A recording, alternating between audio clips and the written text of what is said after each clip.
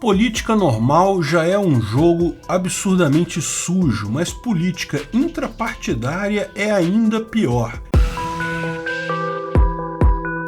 Essa é a Visão Libertária, sua fonte de informações descentralizadas e distribuídas. Aqui no Brasil o problema é menos pronunciado, mas existe também. Mas lá nos Estados Unidos, em que os deputados são distritais e existem apenas dois grandes partidos, e via de regra um desses dois que vai ganhar qualquer cargo em disputa, despontou uma estratégia democrata que tem dado o que falar: ajudar determinados republicanos. Para entender o truque, primeiro é preciso entender o que é um deputado distrital. Existe até uma proposta de trazer eleições distritais para o Brasil, e eu acho que isso seria algo extremamente positivo. Mas, por hora, não é assim que votamos. O Congresso americano tem 435 deputados. Isso significa que todo o território americano é dividido em 435 distritos, áreas mais ou menos com o mesmo número de habitantes. Então, grandes cidades costumam ter distritos que são apenas alguns bairros da cidade, enquanto no interior o distrito inclui vários municípios. Alguns estados menos populosos, o estado inteiro é um único distrito. O fato é, cada distrito elege um deputado que irá representar aquele distrito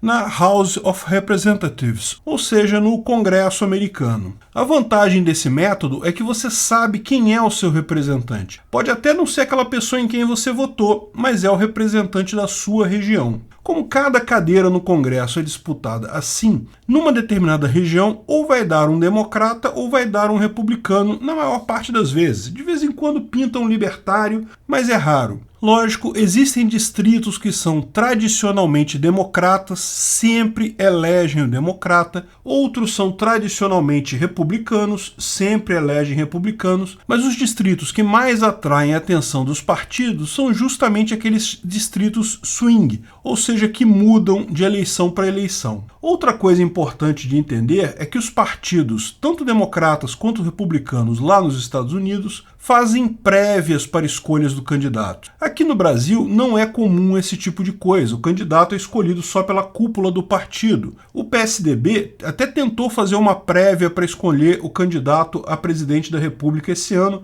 mas não deu muito certo. O Dória até ganhou a prévia, mas acabou sendo tirado da jogada. Mas lá nos Estados Unidos isso é levado a sério. Os eleitores são chamados a votar e o candidato que ganha a prévia é o candidato do partido para disputar o cargo. Em alguns estados essas prévias são fechadas, ou seja, só pode votar quem é inscrito naquele partido. Republicanos votam nas prévias republicanas, democratas votam nas prévias democratas. Em outros estados são prévias abertas, ou seja, qualquer pessoa pode votar, desde que seja um eleitor válido naquele estado. Um democrata pode, por exemplo, ir na prévia republicana e votar no candidato que ele prefere. Lógico, vai votar no candidato republicano que, na visão do democrata, tem mais chance de perder para o candidato democrata. Mas a estratégia que os democratas estão perseguindo agora é ainda mais ousada. Não é apenas votar em prévias abertas, é financiar candidatos republicanos, dar dinheiro para que esses candidatos consigam fazer uma boa campanha e consigam ter sucesso nas prévias republicanas. Veja, as prévias republicanas estão acontecendo mais ou menos agora, na maior parte dos estados.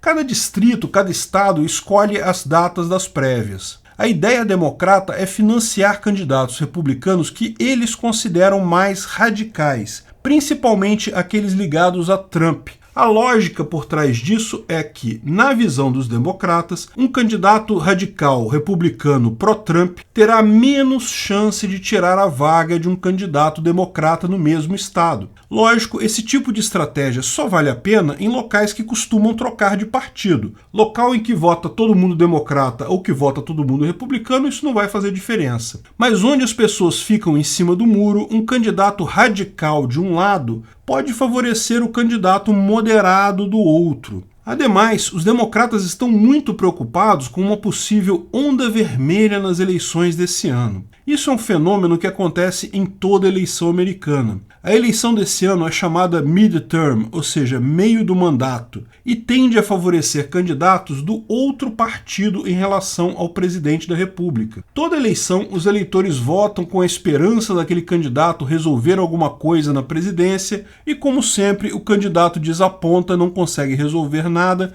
então os eleitores acabam meio que punindo ele votando em candidatos do outro partido no midterm, a eleição que vai ter esse ano. Hoje, os democratas têm a chamada supermaioria. Eles têm a maioria na Câmara, têm a maioria no Senado e têm a presidência da República. Em tese, se for um projeto de interesse do partido, Biden pode aprovar qualquer coisa que queira. E, de fato, Biden aprovou inúmeros pacotes de estímulo em 2021. Sabe Deus quanto dinheiro não circulou nessa ideia toda aí de supermaioria. Mas é importante lembrar que alguns temas são tidos como temas democráticos ou de esquerda, mas não são unanimamente suportados pelos democratas. Por exemplo, questão de controle de arma e questão de imigração. Embora a maioria dos democratas seja favorável a temas nesse sentido, existem muitos democratas contrários a isso. Com isso, Biden não conseguiu avançar tanto quanto queria nesses temas, mas a coisa pode ficar pior. A eleição desse ano, ao que parece, vai acabar com a maioria tanto no Senado quanto na Câmara.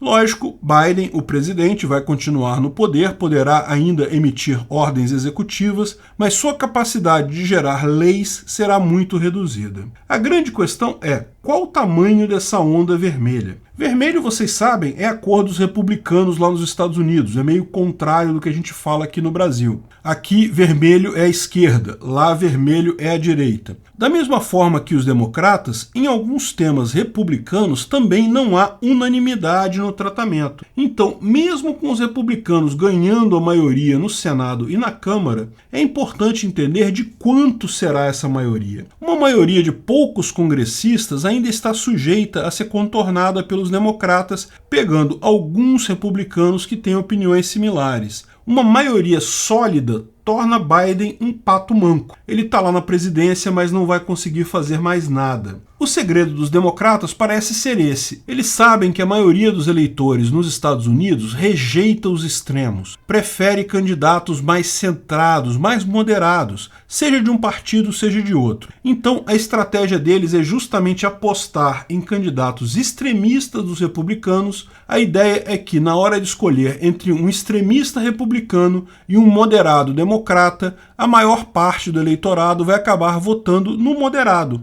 mesmo sendo um democrata. Não é uma estratégia ruim, mas há quem diga que os democratas não começaram a usar essa estratégia agora e que, na verdade, ela nem sempre funcionou no passado. Segundo algumas fontes faladas no próprio artigo da New York Times, os democratas estavam entre os principais financiadores do Donald Trump em 2016. A ideia naquela época, tal como agora, é que Trump seria um radical extremo e as pessoas, mesmo não gostando da Hillary Clinton, ainda iriam preferir votar nela, uma moderada democrática, do que no extremista Trump. Só que, nesse caso, a estratégia deu ruim, e deu ruim por um problema de bolha. A questão é que aquelas pessoas que os democratas consideram extremistas não são necessariamente correspondentes às pessoas que o eleitor médio considera extremista. A questão é que pessoas extremistas na bolha da esquerda não são necessariamente extremistas para o povo em geral. Esse grande erro de julgamento se mostrou trágico para os democratas em 2016 e tem novamente o risco de se mostrar trágico esse ano. A esquerda pode achar Trump extremista, aliás, faz questão de falar isso o tempo todo, mas a população em geral não comunga necessariamente dessa visão. E isso não deixa de trazer um paralelo aqui para o Brasil. Bolsonaro é tratado como um extremista pela mídia tradicional e pela elite socialista brasileira da política. É um sexista, um homofóbico, um nazista, um fascista, um genocida, preencha a palavra que você quiser aqui. A população como um todo, porém, tem uma visão muito menos radical do Bolsonaro. Não foi um presidente perfeito que acertou tudo, errou um monte de coisa, mas acertou as coisas mais importantes e fez o país passar por uma pandemia e uma crise mundial até com bons resultados. Porém, é importante notar essa semelhança. Como eu já mencionei em outros vídeos, acho pouco provável que Adélio Aurélio Bispo, o homem que tentou matar Bolsonaro na campanha de 2018, estivesse agindo a mando do PT ou do PSOL. Por um motivo simples: a estratégia do PT era exatamente ir para o segundo turno com Bolsonaro. Acho pouco provável que eles tenham chegado ao limite de investir na campanha do Bolsonaro, mas claramente pouparam ele durante o primeiro turno, porque esperavam mesmo que ele teria um desempenho nas urnas ruim, e daí, no segundo turno, Haddad conseguiria ganhar. A vitória impressionante do Bolsonaro no primeiro turno, quase fechando a eleição ali mesmo, foi o que assustou a esquerda brasileira e deu a notícia ruim: eles iriam perder para Bolsonaro. Ali eles perceberam o erro da estratégia. Bolsonaro soa radical, soa extremo para a esquerda, mas não para o eleitor médio brasileiro. Eu já falei várias vezes que acho um absurdo Bolsonaro ficar glorificando a ditadura militar brasileira. Os militares cometeram um monte de erros, e mesmo que não tivessem cometido, a violência por si só não resolve nada, como, diga-se de passagem, a história comprova. Mas eu sou o primeiro a apontar que, ao contrário das figuras da esquerda, Miriam Leitão e tantos outros, para o brasileiro médio, esse é um tema que simplesmente não desperta paixões. A ditadura militar aconteceu lá atrás, para a maior parte do povo não fez diferença nenhuma.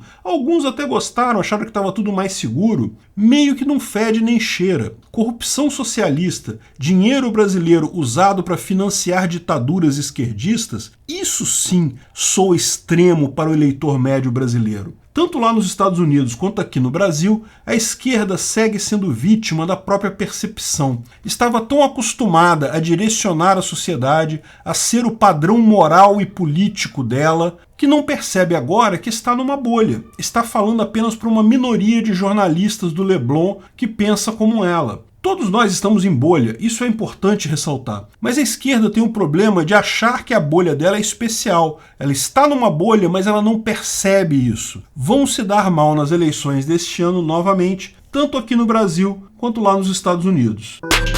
Obrigado pela audiência. Esse vídeo foi um oferecimento de armataweb.com, cloud e serviços de data center. 100% de compromisso com a satisfação e privacidade dos clientes. Aceitamos Bitcoin. Veja o link na descrição do vídeo. Se você gostou desse vídeo, clique no like e compartilhe ele em suas redes sociais. Se inscreva no canal para nos ajudar, clicando no botão vermelho abaixo. Se quiser ser avisado de novos vídeos, clique no sininho ao lado. Se você quiser comprar camisas e outros itens do Visão Libertária, veja nossos itens no site Pimenta no Café, pimentanocafé.com.br/Visão Libertária, tudo junto sem acento, ou clique no link da descrição. Até a próxima!